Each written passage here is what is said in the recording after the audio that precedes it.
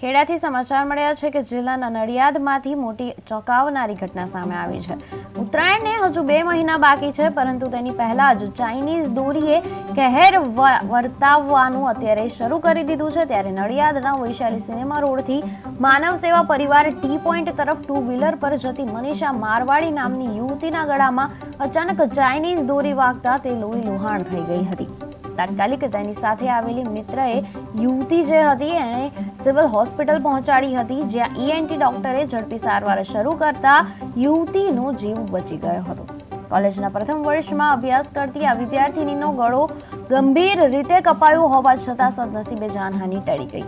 આ ઘટના બાદ ઘાયલ યુવતીના પિતાએ ચાઇનીઝ દોરી પર કડક હાથે કાર્યવાહી કરવાની માંગ ઉઠાવી છે।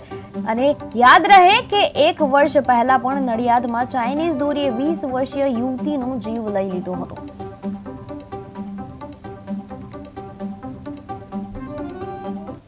જ્યારે એક્ટિવા લઈને ગઈ ને હું ગઈ હતી સંતરામ સામાન લેવા માટે જઈ રહી હતી ઘરથી, તો હું સામાન લેવા ગઈ ને ત્યારે મને દોરો નહોતો વાગ્યો, કેમ કે હું એ જ રસ્તે ગઈ। અને જ્યારે હું રિટર્ન આવતી હતી ને તો હું એવું બી નહીં કે હું સ્પીડમાં હતી, કેમ કે જ્યારે ટર્ન લેવાનો હતો તો મેં ધીમું જ રાખ્યું હતું એક્ટિવા।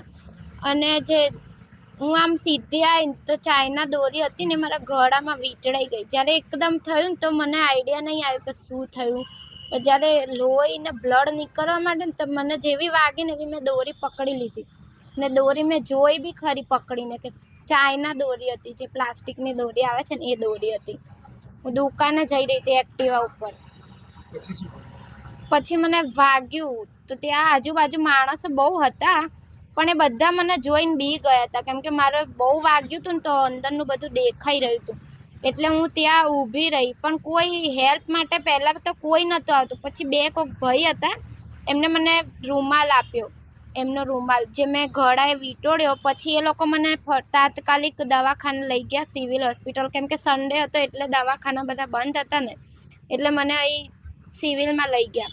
ત્યાં ડૉક્ટરે મારી સારવાર કરી। જ્યારે હું ગઈ ત્યારે તો ડૉક્ટર નહોતા, પણ તાત્કાલિક સિવિલમાં બોલાયા, તેમને મને ટાંકા લીધા।